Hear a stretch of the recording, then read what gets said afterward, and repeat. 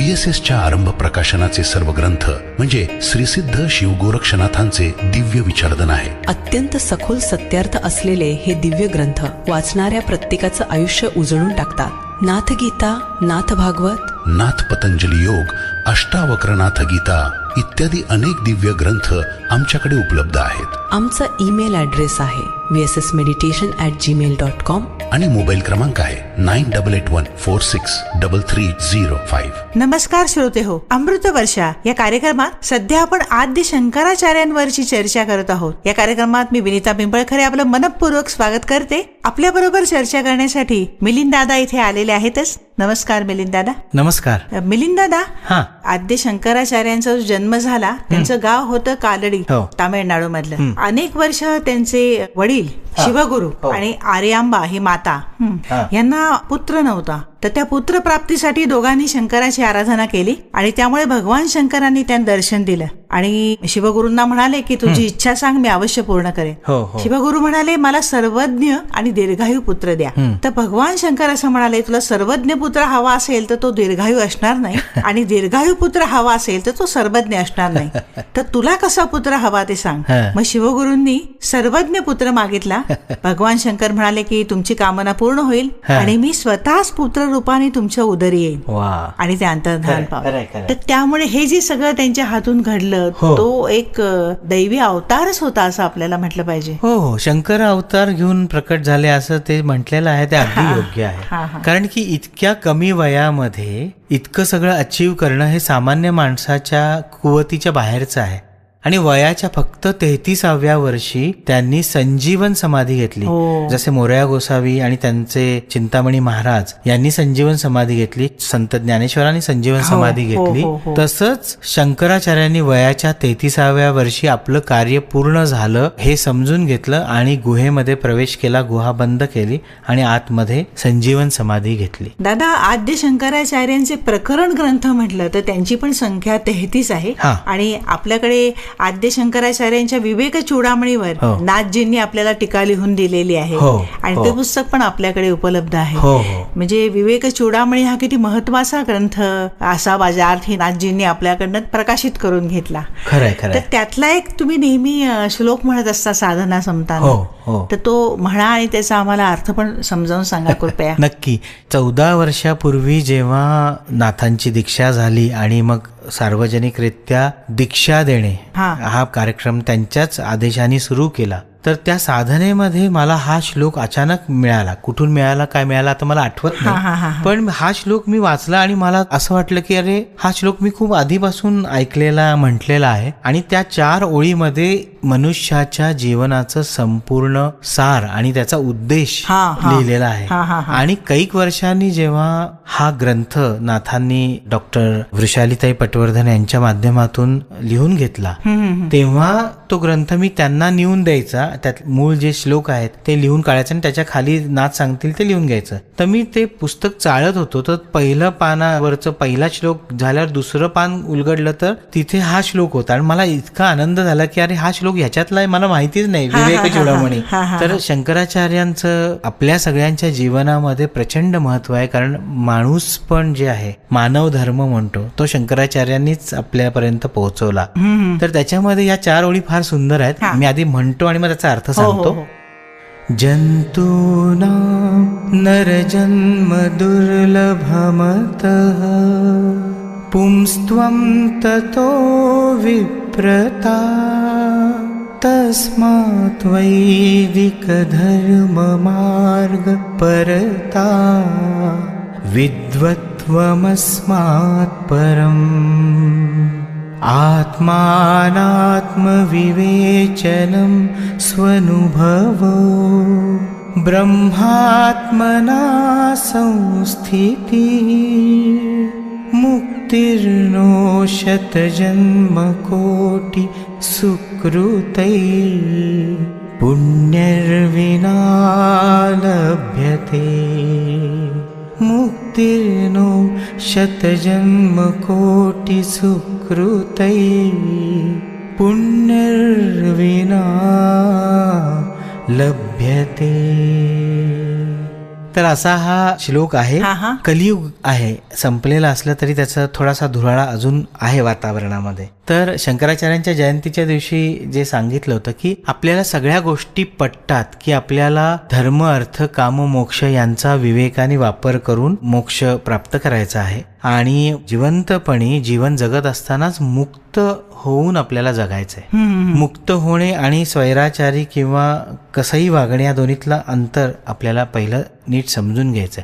विवेकाने वागताना ते मुक्त असणे, मनबुद्धी अहंकाराने. तर आपली कर्तव्य कर्म करत असताना सुद्धा त्याच्यामध्ये विवेक असला पाहिजे. हा सगळा भाग जो आहे तो शंकराचार्यांच्याच संपूर्ण ज्ञानामध्ये आपल्यापर्यंत पोहोचतो. आणि कितीही आपण सांगितलं की वैराग्यपूर्ण जीवन जगा, आपले जे 4 आश्रम आहेत, ब्रह्मचर्य आश्रम, गृहस्थाश्रम, वानप्रस्थाश्रम आणि संन्यासाश्रम, तर या 4 आश्रमांचे 25-25 वर्ष जर आपण धरली 100 वर्षांच्या आयुष्यामध्ये, तर पहिली 25 वर्ष ब्रह्मचर्य आश्रम पाळायचा आहे, पुढची 25 वर्ष गृहस्थाश्रम, म्हणजे 25व्या वर्षी तुमचं लग्न झालं तरी पुढच्या 50व्या वयापर्यंत तुम्हाला गृहस्थाश्रम पाळायचा आहे. 50 ते 75 मध्ये वानप्रस्थाश्रम, म्हणजे तुमच्या आयुष्यामध्ये जे काही स्किल्स तुम्ही मिळवले, धन मिळवलेलं आहे, त्या सगळ्याचा समाजासाठी फुकटामध्ये किंवा अगदी कमीत कमी पैशांमध्ये तुम्ही त्याचा फायदा करून द्यायला पाहिजे. आणि शेवटी जेव्हा 75 ते 100 वय आहे तेव्हा समाजापासून लांब जाऊन आपण जी जन्मापासून 75व्या वर्षीपर्यंत सगळे आश्रम करत असतानाही साधना करत असलेलं साधकत्व आहे ते पूर्णत्वाने उरलेल्या 25 वर्षामध्ये, म्हणजे शेवटचा श्वास संपेपर्यंत पाळायचा आहे. तर हे 4 आश्रम आपल्याला मुख्यत्वे पाळणं गरजेचं आहे. आणि हे सांगायचं कारण काय की हे सगळं शंकराचार्यांचं देणं आहे आपल्याला. त्यांनी आपल्याला वेगवेगळ्या पद्धतीने हे सांगितलंय, पण कलियुगात हे आपल्याला ऐकू येतं, कळतं, समजतं, पण वळत नाहीये. तसंच इथे त्यांनी सांगितलं की माणसाच्या आयुष्याचं मुख्य उद्दिष्ट काय आहे, पण ते आपल्याला समजलं, कळलं तरी वळत नाही, कारण अजून कलियुगाच्या मानसिक स्थितीतनं आपण बाहेर पडलेलो नाही आहोत. तर थोडक्यात अर्थ सांगतो. जंतूनाम नरजन्म दुर्लभमतः. जंतू म्हणजे जीव, अनेक वेगवेगळे जीव जे आहेत त्या सगळ्या जीवांमध्ये नरजन्म हे अत्यंत दुर्लभ असं आपल्याला मिळालेलं लेणं आहे. आपल्यावर कृपा झाली की 84 लक्ष योनी म्हणजे वेगवेगळ्या प्रकारचे जीव जंतू आहेत, त्याच्यातनं मानव जन्म आपल्याला मिळाला. हे भाग्य, भाग्य, परम भाग्य. आणि त्याच्या पुढे काय, ते फार दुर्लभच आहे नरजन्म मिळणं. पुंस्त्वम ततो विप्रता. विप्र म्हणजे ब्राह्मण्यत्व. ब्राह्मण्यत्व म्हणजे ब्रह्म जाणण्याची स्थिती बुद्धीची. ओके, मनामध्ये एक आतून इच्छा निर्माण होणे की मला ब्रह्म म्हणजे काय, हे संपूर्ण जीवन खरं आहे, खोटं आहे, काय आहे, प्रकृती कशी आहे ते समजण्याची आतमध्ये उर्मी निर्माण होणं, हे पण अजून दुर्लभ आहे. तस्मात वैदिक धर्म मार्ग परता विद्वत्वम अस्मात् परम. जर आपल्याला विप्रता मिळाली, पहिला नरजन्म मिळाला दुर्लभ असून सुद्धा, आपलं भाग्य थोर म्हणून, पण त्याच्यामध्ये विप्रता मिळणं म्हणजे ब्राह्मण्यत्व मिळणं हे अजून दुर्लभ आहे. पण तेही मिळालं, तर ते मिळाल्यानंतर म्हणजे ज्ञान आपल्याला झालं की आपल्याला कुठल्या दिशेने जायचंय, तर धर्माच्या मार्गावरती चालण्याची बुद्धी होणं हे सुद्धा अतीव दुर्लभ आहे. वैदिक धर्म, तस्मात वैदिक धर्म मार्ग परता, वेदाच्या म्हणजे ज्ञानाच्या मार्गावरती चालणं हे अजून दुर्लभ आहे. आणि विद्वत्वम अस्मात् परम म्हणजे त्याच्यामध्ये परिपूर्णता मिळवण्यासाठी प्रयत्न करणे हे अजून दुर्लभ आहे. आत्मानात्म विवेचनम स्वनुभवो, स्वतः अनुभव घेऊन आत्म आणि अनात्म म्हणजे ज्ञान आणि अज्ञान, ओके, सत्य आणि असत्य या दोन्ही मधला फरक कळण्यासाठी प्रत्येक क्षणी अनुभव घेणे हे अजून दुर्लभ आहे.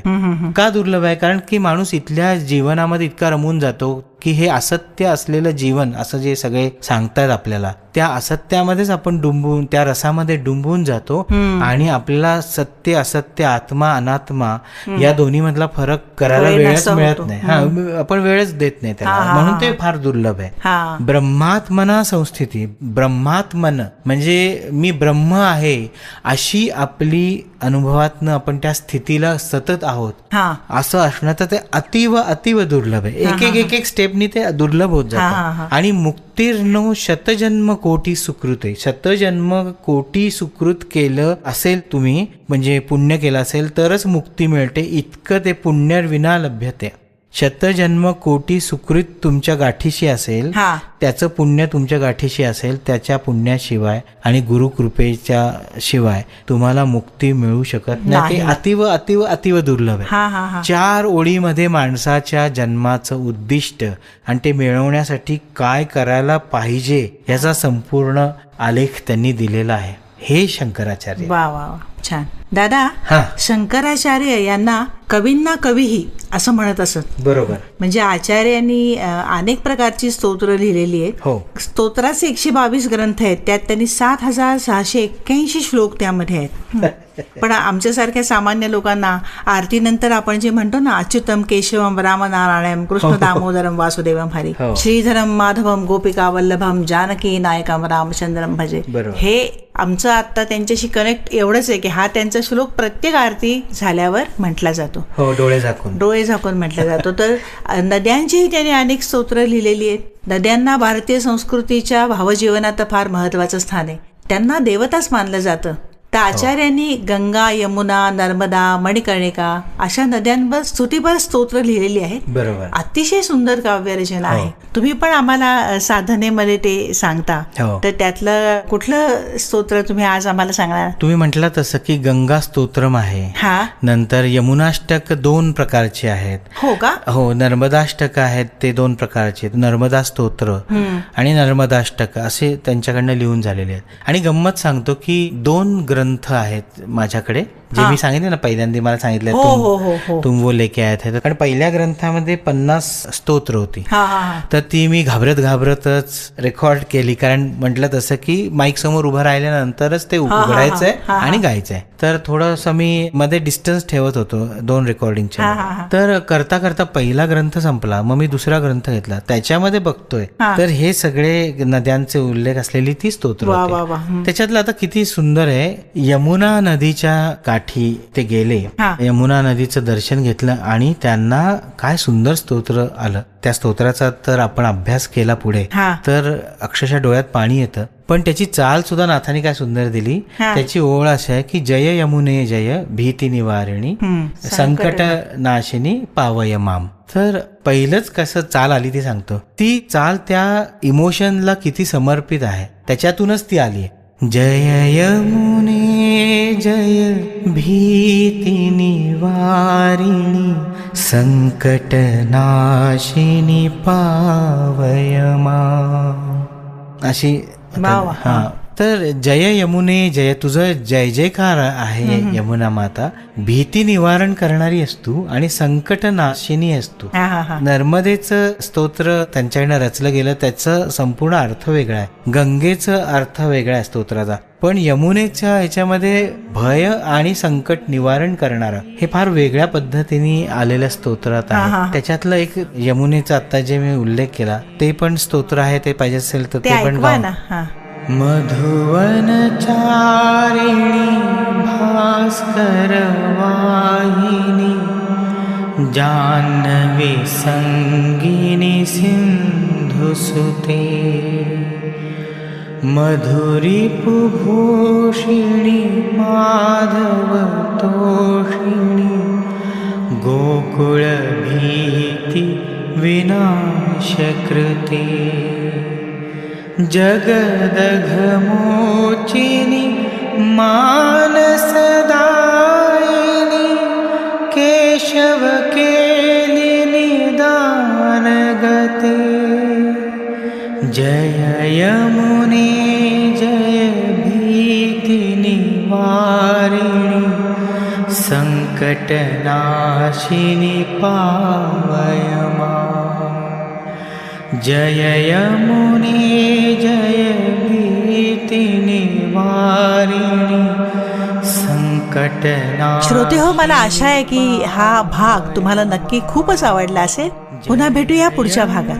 आमच्या वैश्विक सिद्ध साधनेशी जोडलं जायचं असेल तर फेसबुकवरचं आमचं अकाउंट आहे VSS मिशन, Instagram account Nityopanishad, website www.vssmission.in, YouTube channel VSS मिशन. त्यावर तुम्हाला अनेक आध्यात्मिक कार्यक्रम बघायला मिळतील. तुम्हाला काही आध्यात्मिक प्रश्न असतील तर आम्हाला ईमेल करा. आमचा ईमेल ऍड्रेस आहे vssmeditation@gmail.com आणि फोन नंबर आहे 918308788500. पुन्हा भेटूया पुढच्या एपिसोड मध्ये. अलक्ष निरंजन.